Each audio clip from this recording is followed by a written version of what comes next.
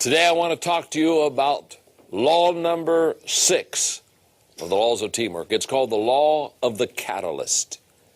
And the law of the catalyst says winning teams have players that make things happen.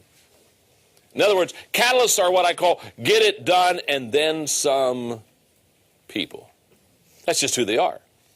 And by the way, by now in the training videos and in the studio here today, you're probably feeling pretty good. Because you've got 5 teamwork laws under your belt. And you already feel like you're a better team player. Isn't that true, huh? I mean, you just say, oh, this is huge. How many of you just feel you're probably a little bit better now than you were a while ago? Raise your hand. Oh, yeah, that's good. Can I tell you something? You're not that good yet. You've got 12 laws to go. So look at your neighbor and say, you're good, but not that good. All right, huh? Okay.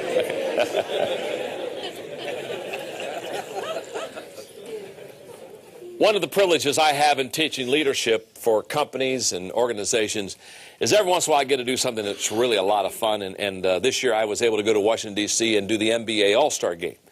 And being a basketball fan, this was fun. Okay, and so I went and spoke to the players and some of the personnel in basketball. And when I finished speaking, Ed Rush, who's the head of the NBA officials, came up to me and introduced himself, and he said, "John," he said, "we take your book, The 21 Qualities of a Leader, and that's the book we train all of our NBA refs. And you're our mentor." And it's so fun. I said, "Oh, good, wonderful." And he said, "We want to take you to lunch." I said, "Even more wonderful." He said, "We're going to buy." I said, "This is really wonderful." and so I went to lunch with half a dozen NBA refs. And so we had a great time, and they asked me a lot of questions on leadership, and they started asking me things about teamwork because they knew it back then that I was writing this book. In fact, we're going to do training with the NBA refs in the area of teamwork and have some fun there. But we had a wonderful, wonderful lunch, probably about a 2.5-hour lunch, of which I said, I don't get this opportunity to have NBA refs around me all the time. So I said, I've got some questions, basketball questions. And so, of course, me loving sports and basketball, I began to really ask some questions. And one of the questions I asked is, I said, who is the greatest player to ever play in the NBA? And to a man, all 6 of them looked at me, and basically it said the same thing. Do you want us to exclude Michael Jordan? And all of a sudden I realized there were great NBA players, but these NBA refs set Michael Jordan off clear to the side because he was in a class all by himself. Now, as I probed them a little bit about what made Michael Jordan great, they said more than his skills, more than his giftedness, more than his athletic ability, more than his leaping ability, more than his all this stuff. They said what made Michael Jordan great is that if you were on Michael Jordan's team, in fact, one of the NBA refs said, think about it, John, you're in the NBA Finals, and Michael Jordan is one of your teammates. He said, you knew deep down inside you were going to win. You knew somehow, some way, that guy was going to be the catalyst on the team and bring your team to victory. And I can still remember watching them play Utah a couple of years ago with my son, Joe Porter, and the game was very close, and it was down to the last few seconds, and the Chicago Bulls had the ball, and I said, Joel, I will guarantee you something. He said, what's that, Dad? I said, I will guarantee you Michael Jordan will shoot the ball, and I'll guarantee you he'll make the basket. That's exactly what happened. Why? Because Michael Jordan is a catalyst. Now, every team, to be effective, has to have that person that you just get the ball to. And here's the way I want to explain the catalyst for you. On your team, on the team that you're on, when the chips are down or where the basket needs to be made or the goal needs to be reached, who's the player that you give the ball to? That's the catalyst player. For example, the president of our Enjoy Stewardship Service Company is a man by the name of David Sutherland. And David Sutherland is not only the leader, the president of the team, he's a major catalyst. Let me explain. Several years ago, Enjoy Stewardship Services is a company that helps churches raise money for building programs, debt, retirement. And we have a goal. Within a couple of years, we will in 1 year raise over $1 billion for local congregations. So God's blessed us, and it's just a wonderful, wonderful experience. Okay, but way back 6 years ago, when this company was just being started and Dave was ahead of it, if we did 30 churches a year, we were excited. And I'll never forget, in December, the first December, I was going through the office one day, and I saw his wife, Roxine. And I said, Roxine, where's Dave? I haven't seen him for a couple of days. Oh, she said, John, she said, he's on the road. I said, what's he doing? And she said, well, he has this goal. He's of how many organizations he wants to help raise money this year. He has this goal, this number. And she said, he's short of the goal. And so she said a couple of days ago he left, and he said, Roxine, I haven't met my goal yet. I'll come home when I've met my goal. So she said, I don't know, 2 days, 2 weeks, who knows? But she said, here's what I want you to know. She said, I've lived with him now, she said, for several years. She said, here's what when he comes home, he will have hit his goal. That's a catalyst. A person that is going to make it happen. So let me give you the characteristics of a catalyst. There are 9 of them. Number 1, intuitive. In other words, they sense things that others do not sense that makes the team successful. There's an intuitiveness about them. By the way, the best leaders, the natural leaders, the, quote, born leaders, have an intuitiveness within them. In fact, the one law of the 21 irrefutable laws of leadership, the one law that separates the natural-born gifted leader from the non-natural-born gifted leader is the law of intuitiveness. Intuitiveness comes with natural leadership skills. So they sense things that others do not sense. Secondly, they're communicators. They say things that others do not say that makes the team successful. And again, Winston Churchill is such a hero of mine and such a great leader. In the days when Nazi Germany was beginning to invade the other European countries, the present Prime Minister of England said there's no need to worry, he'll never come to England. Winston Churchill was the only voice that said we need to worry, we need to be concerned. This man won't stop. He's going to conquer England if we don't do something. And what is that? That's a catalytic call. That's a catalytic communicator who when everybody else is saying one thing says, no, you don't understand. This is the way we got to go. This is what we got to do. This is what I want you to see. They're communicators that say things that others do not say. Again, always to make the team successful. Notice this. You'll see on every phrase, always to make the team successful. I'm not saying they say things others do not say. I know all kinds of people say things others do not say, and there's nothing catalytic about them.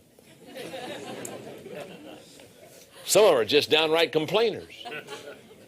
So just because you don't say, well, I say things different than everybody, I must be a catalyst. No, you may be obnoxious.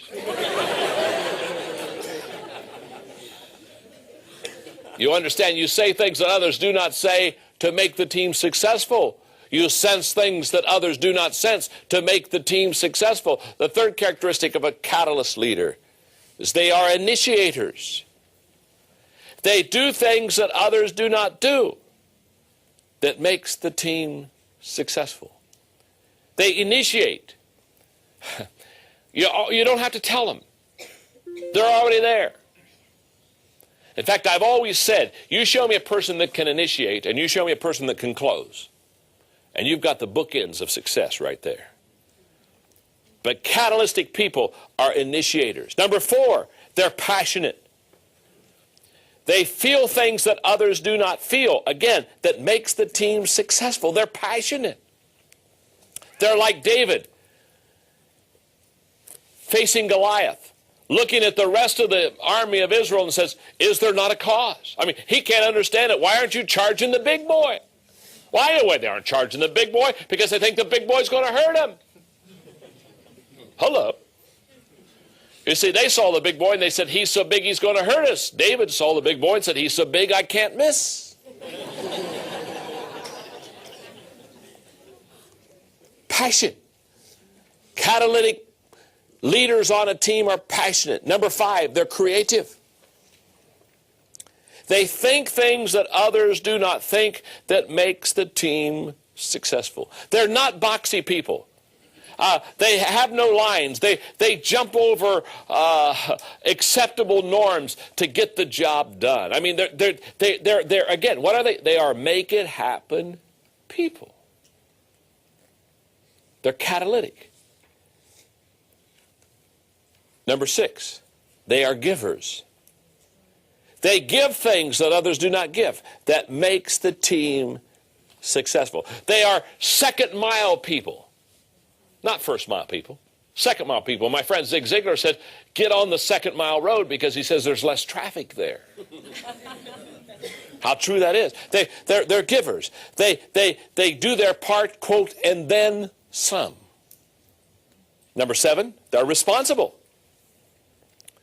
They carry things that others do not carry. That makes the team successful. They carry their load, and then some. Number 8, they're gifted. They can do things that others cannot do. That makes the team successful. There's a certain ability and giftedness that makes the difference of this team player. And number 9, they're leaders. They influence people that others do not influence. That makes the team successful. Now, let's talk about it for a second. In finding a leader, in finding this person that's going to be a catalyst on your team, what I want you to understand is something very simple here.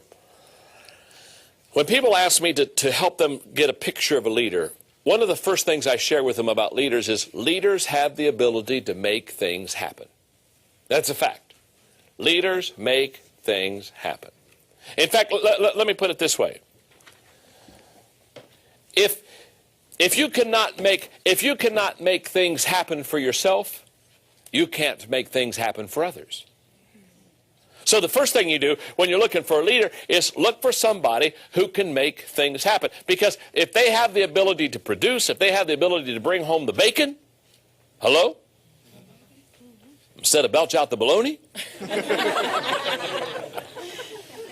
If they can bring it home, if they can do it for themselves, there's a high probability they can do it for others. If you can't do it for yourself, you probably can't do it for others. So catalysts on team, they're going to somehow find a way to get you over the top. A few weeks ago, I was in London, and when I was in London, I was with 3 wonderful friends, Andy Steimer, Tim Elmore, and Dan Ryland.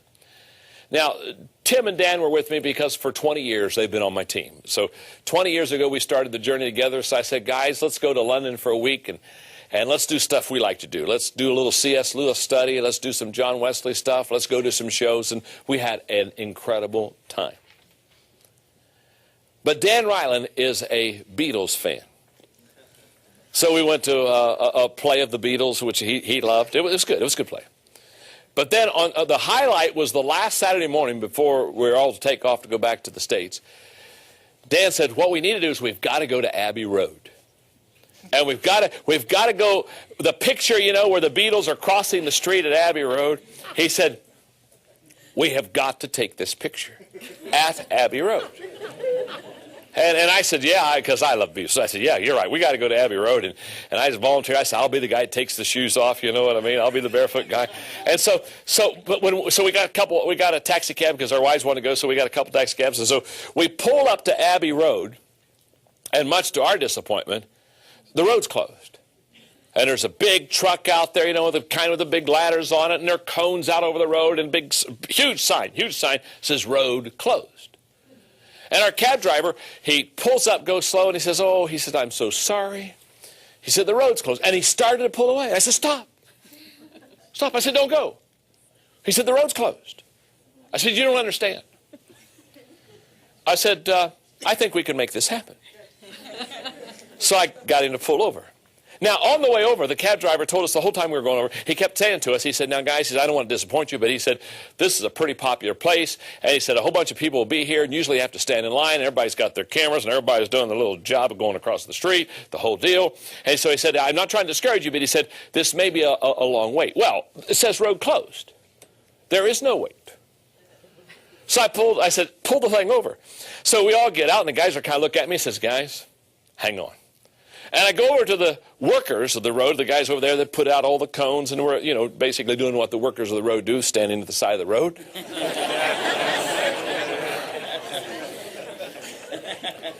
And I said, guys, you have an incredible opportunity today. They said, what's that? I said, I know it says road closed, but I said, we came from the States, and we love the Beatles. And we want to take a picture and you have an opportunity to make it happen. And I said, all we need to do is move the cones out of the way. And I said, move the truck back just a little bit. Kind of position it in the right place in the road, because one of the things we had talked about at dinner the night before is, if you look at the photo album of the Beatles going across Abbey Road, it's one that's looking down on the Beatles. It's not one on the street level. And so the night before we were talking about how it was going to be tough to get the picture the way it's supposed to be, because we didn't have any way to go kind of top down. And when I saw the truck, the ladder, I realized that this was the way that we would get the picture from the top down. So I told him, I said, we'll have just to move the truck just a little bit to get the picture top down there, and I said, we'll help you. And the kind of guys are kind of looking at each other. I said, you know, you're not doing anything right now anyway, and no, we're not. And so they started laughing, and they started helping me pick up the cones, and so we're all moving all the stuff out of the way. It's a wonderful experience, and we're having the best time. And Patty Ryland, Dan's wife, I said, now Patty, I said, you get up in the truck here, and then get over here and get the picture. So she gets up in the truck to get the picture just the way it is, and everybody's just having a great time. And I take my shoes off, my socks off, and we get the picture just the way we're supposed to get the picture going across there, and she's up there on top of the truck taking it, and all the guys that are supposed to be working on the road, they're clapping and cheering us on now. And the cab driver, I'll never forget it, the cab driver, when we got back in the cab, looked at Andy Steimer, who was with us, one of the four, and he saw me getting all these workers to help us out, because, well, they are workers, so so he saw me getting all the workers to help us out, and he looked at me, and he pointed to me, and he said to Andy, he said, boy, he said, that guy gets things done, doesn't he? And Andy looked at him and says, you have no idea. We got that picture. We got back in that cab. We laughed. We had the best time all the way back, because we got what we wanted to see happen. And the road workers, they were so happy. They were shaking our hands, telling us that we made their day, because this is a very boring kind of job they've got. Now, very simple. You know what we're talking about? We're talking about a catalyst on a team. We're talking about the person who has the ability to make things happen. And what I know about teamwork is that although you've got a total group of people making up a team, there's got to be somebody that's going to make it happen. And you need to recognize that, and you need to support that, and you need to do everything you can to help that person bring you to victory. That's the law of the catalyst.